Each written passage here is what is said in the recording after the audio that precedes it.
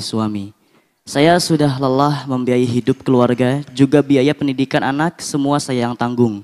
Namun minta cerai pun saya tak kuasa, karena usia kami sudah di masa pensiun, juga malu sama anak-anak yang sudah pada dewasa. Sekarang saya sudah tak mampu lagi. Apakah saya berdosa, Buya? Andai saja ketika muda suami menafkahi dan membahagiakan saya, akan saya urus tuh. Tapi betapa sakitnya saya karena sejak menikah, saya nggak dinafkahi sempurna, layaknya orang berumah tangga. Memang seorang suami yang mampu beri nafkah, kok nggak beri nafkah, dia dungu banget dia. Anaknya nggak dikasih makan. Manusia atau bukan? Itu ayam, burung, tahu burung? Burung yang katanya paling jahat pun ternyata dia masih pergi mencari makan buat anaknya. Ini modal bapak, pakai kopiah haji lagi. Nggak ngasih nafkah istrinya. Ini model apa model begitu tuh? Kalah sama burung itu. Ayam jago, itu dia. Dia datang anaknya dikasih makan. Itu kalau dapat makanan langsung senang anaknya dipanggil. Masa kalah sama ayam? Serigala, tahu enggak serigala? Katanya serem, itu dijaga anaknya. Anda dekat sama anaknya, diterkam itu. Ini bapak kok lebih buruk dari serigala. Itu model apa itu? Nggak enak jadi bapak-bapak. Enaklah bapak-bapak. Anda nggak usah melahirkan, nggak cari nafkah saja.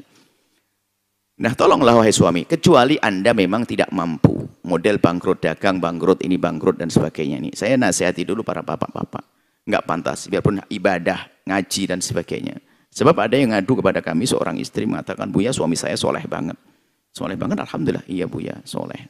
Saya kerja di pasar, cuman suami saya nggak kasih nafkah, kerjaannya ngaji terus. Ngaji apaan itu? Iya Buya. Ngajinya di mana?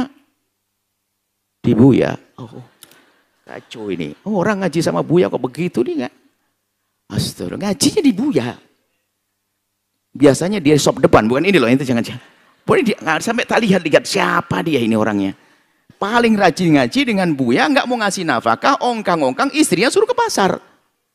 Anda ini balul kalau gitu. Depan bukan Anda ini ceritanya ibu-ibu yang ngadu nih.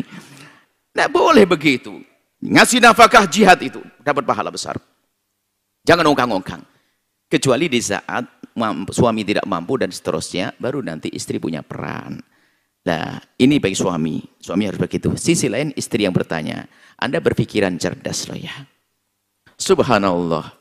Gara-gara suami yang anggap saja suami Anda memang betul-betul waduh bikin kesel deh, nggak kasih nafkah, ongkang-ongkang, anggap saja begitu. Anda dari sisi enaknya saja, alhamdulillah, gara-gara beliau Anda punya anak. Kan punya anak tadi sudah ya. Pun juga Anda bisa diberi oleh Allah rizki, bisa mencukupi sampai anak gede-gede dan sebagainya. Anda pikirkan, ini adalah nikmat. Kalau Anda tidak menikah dengan dia, barangkali nggak punya anak atau bagaimana. Anda tidak usah menyesali, kan sudah lumayan, alhamdulillah diberi oleh Allah. Jangan dikatakan anak beban, anak kasih sayang. Jadi Anda lihat sisi positifnya. Kemudian, selama ini Anda mendapatkan pahala terus kok. Ada pada zaman Nabi seorang wanita bertanya, ya Rasulullah, aku punya suami kayak bapak-bapak tadi itu. Mungkin Pak. Suami tidak pernah ngasih nafkah ya Rasulullah. Saya suami tidak beri nafkah. Lalu bagaimana kau makan? Kata Nabi. Ya kalau makan alhamdulillah masih ada sih. Kayak tadi ibu, saya bisa kerja sampai cukuplah. Atau saya punya kebun kurma. Maka Nabi menjawab dengan pertama fikih keadilan. Kalau ada seorang wanita yang tidak diberi nafkah oleh suami, maka dia boleh minta cerai.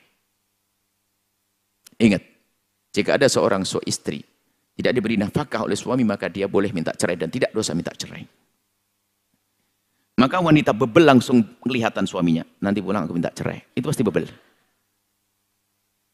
Pasti, wow gitu ya cerai. 15 tahun gak sih nafkah. Ini yang saya tunggu-tunggu. Nah, tidak dosa saya minta cerai. Oh bebel ya. Tunggu dulu dong. Rupanya sahabat Nabi yang bertanya pada Nabi bukan wanita bebel, cerdas. Ya Rasulullah. Masa kok segampang itu hidup? Hanya gara-gara gak ada nafkah saja kok tiba-tiba harus cerai. Sementara sudah punya anak. Ada pilihan lain ya Rasulullah? Nabi menjawab, ada pilihan lain. Lanjutkan apa yang pernah kau lakukan. Maka engkau akan dapatkan pahala lipat-lipat. Pahala nyenangkan suami, pahalanya anak, pahala sedekah, pokoknya banyak pahala deh. Kemudian wanita cerdas itu menjawab, ya Rasulullah, biar aku yang mencukupi. Aku ambil opsi yang kedua, pilihan yang kedua. Biar suamiku nggak ngasih nafkah, nggak apa-apa. Aku biar dapat pahala banyak.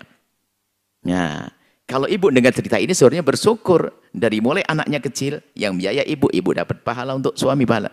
Tapi kesel, segede apapun keselmu, ingat pahalamu gede, biar jadi pahala.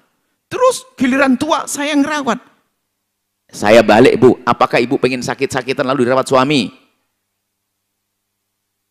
Jadi alhamdulillah ibu cukup bisa ngerawat suami. Alhamdulillah. Coba berpikir yang cerdas sedikit. Hidup tuh di dunia itu berbatas dengan kematian. Apalagi Anda mengabdi kepada suami. Apalagi suami yang lemah dan seterusnya. Jangan berandai-andai. Kalau seandainya saya dulu dinafkahi waktu muda saya ngabdi nggak berat. Berarti Anda berbuat baik karena kebaikan manusia, bukan karena Allah. Nah ini tidak ikhlas lagi itu. Kan berandai-andai tadi. Kalau seandainya masa mudanya saya akan dikasih nafkah, saya mungkin ngerawat nggak berat bu ya. Berarti kamu berbuat baik hanya membalas. Hah? Mana kelebihanmu? Hebatnya orang adalah tidak dibaikin malah memberi kebaikan. Insya Allah yang bertanya setelah ini langsung senyum-senyum. Bukan saja yang ngerawat, sering pijitin suami. Terserah apakah suaminya karena memang tidak punya nafkah dengan sesungguhnya, atau memang suami yang bebel tadi. Yang jelas, Anda tetap mendapatkan kemuliaan. Kemudian, jangan tanamkan kebencian di anak, kadang-kadang seperti itu. Diungkit terus, sehingga menjadi pahalanya hilang. Tahu enggak nak? Dari kau bayi tidak pernah kasih nafkah. Yang nyolahkan, mak yang nyokolahkan dari dulu. Mak yang cari duit. Akhirnya anaknya benci pada ayahnya. Anda rugi dong. Tetap besarkan hati sang anak agar menghormati ayahnya. Dan Anda mendapatkan pahala.